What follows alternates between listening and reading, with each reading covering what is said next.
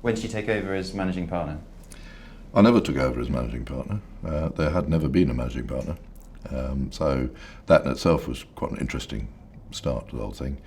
The founding partners, I think, they all they started with the same equity at the same level, and they all agreed on one thing for sure, and that's that none of them was in charge. And it was very interesting as they came to the point where they were going to be exiting the business, that they sat down with the rest of us at the time, the next cohort, and we got in a business consultant to analyse how we might best operate the business. And they all agreed, all those present anyway, that actually the one thing that probably held the practice back was that they were all working in it, nobody was working on it, and that there wasn't a single point of responsibility for anything. So it was agreed in that meeting that we needed a managing partner as such, or a partner who's going to be in charge of a board that would comprise some professionals to help us with things that we'd all done on a part-time basis. I wound up being fingered by the rest of the partners to try and do that role. We put together a vision where we would sectorise, as we call it now, and that was actually a method of bonding all the different offices, because by drawing on the expertise we had in any one market sector from all the different offices, we were able to get people communicating and working together, which was, for me, the biggest challenge was actually to put the whole business together. So how did that come about? What were the early steps in having more than 3 offices? We had a great deal of talent in the business at the time, and we were losing engineers to Australia at the rate of knots. So when one of our brightest talents wanted to return to Australia, we badged him up as Cundall and took a plunge.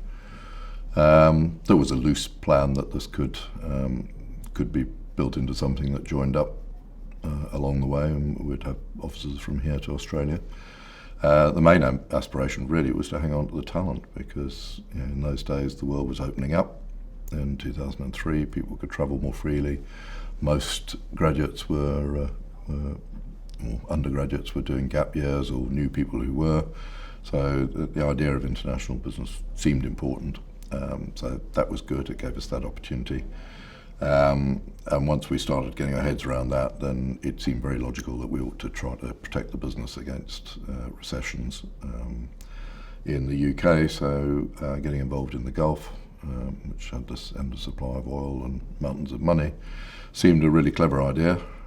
So Richard Stratton put his hand up when we were casting around. That was probably the most strategic move to open an office that we've actually made the whole way along ever since. I think other than that, it's all been about providing people with opportunity in the business, and it's been much more that than a plan, we need to be in so many countries, we need to be such and such a size. The expansion through the UK came very much through, we'd reached a size where we needed to compete with national practices to justify the fees and take on the type of projects we wanted. Frameworks became the order of the day.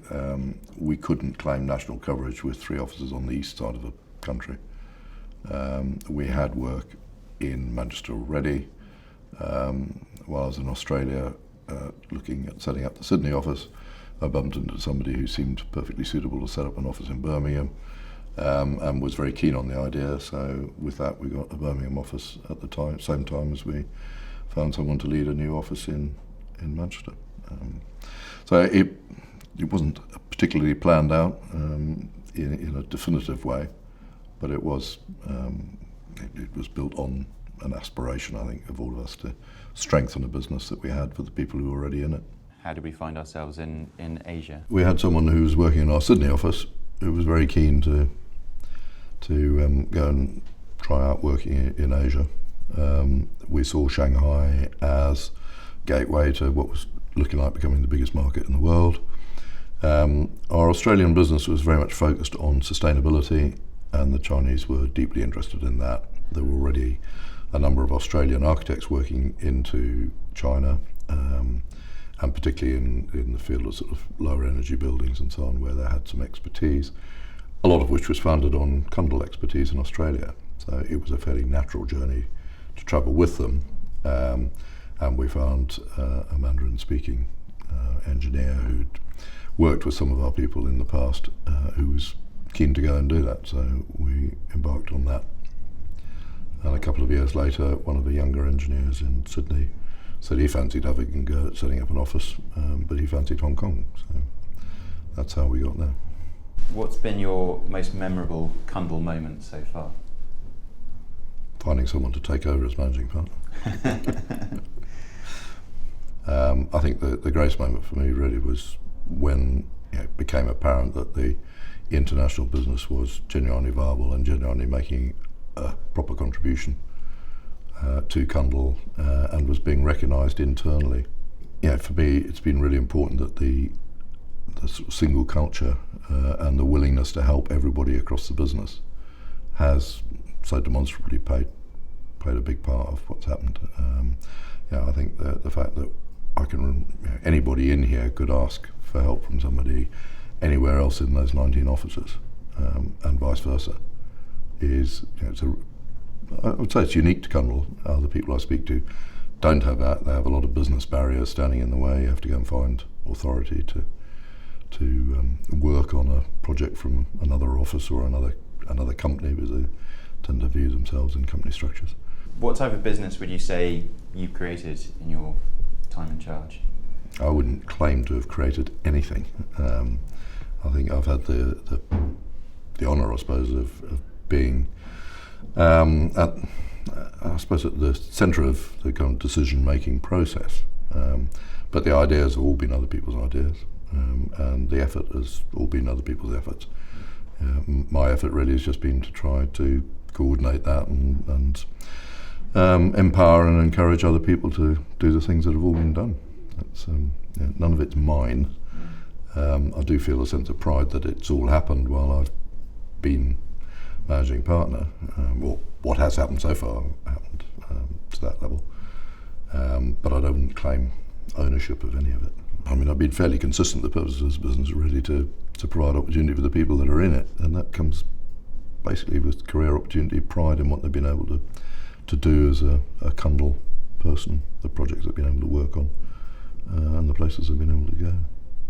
For me, I've had the pleasure of joining a company that was, it was 12 people when I turned up. I didn't really know any of the rest of it, and in fact the rest of it didn't have much relevance. What age group are we as a business? Are we a youth, teenager, middle-aged?